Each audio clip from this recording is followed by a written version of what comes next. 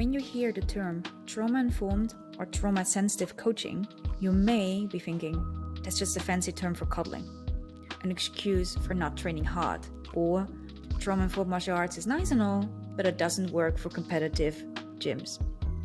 I hear you, but these are common misconceptions. As you have learned in a previous video, only a nervous system that is at ease, feels safe and supported, can heal and learn optimally. Facilitating those needs is what trauma-informed coaching does at its core. Creating a safe yet challenging learning environment so that students with trauma can also train hard and dare to venture out of their comfort zone. While students without trauma can tap into their true potential, let's not forget that competitors often experience increasing mental and physical load and stress the further they get. Trauma-informed coaching is therefore a prerequisite for optimal skill acquisition and performance. That is why trauma-informed coaching is essential in every school. I'm about to give you 3 out of 6 trauma-informed coaching principles of Pillar 1 of the Thrive Drive method. The first one I already applied at the beginning of this course. Maybe you noticed it. I was telling you what to anticipate. This one is huge, because when students with a dysregulated nervous system get suddenly surprised, it is normal for their rational brain to go offline. This means that their learning abilities will extremely decrease, and at the moment, this you can simply avoid by telling them what you're going to do during class or during a course that you offer.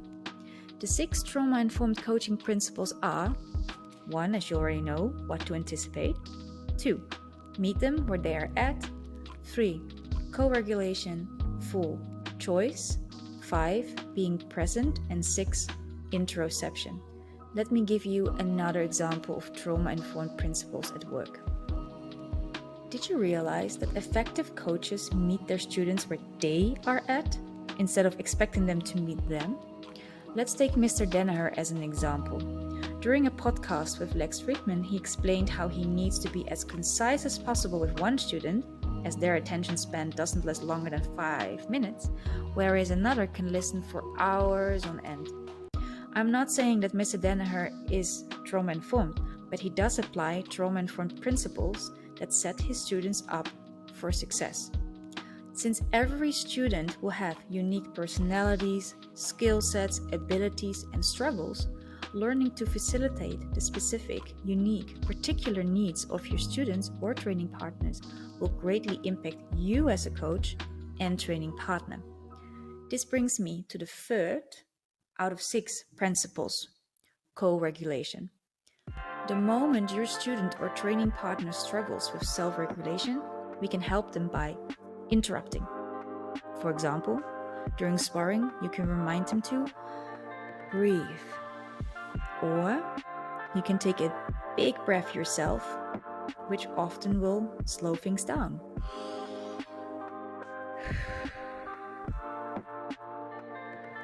When things get heated up, you can stop the roll or sparring session and say you need a drinking break, or you need to go to the toilet. As a coach, you can stop the class altogether by saying it's time for a sip of water, or that you want to move on to the next part of your class. These are all minimally invasive methods to co-regulate your training partner and or student, and often without them even realizing. I understand that this is easier said than done.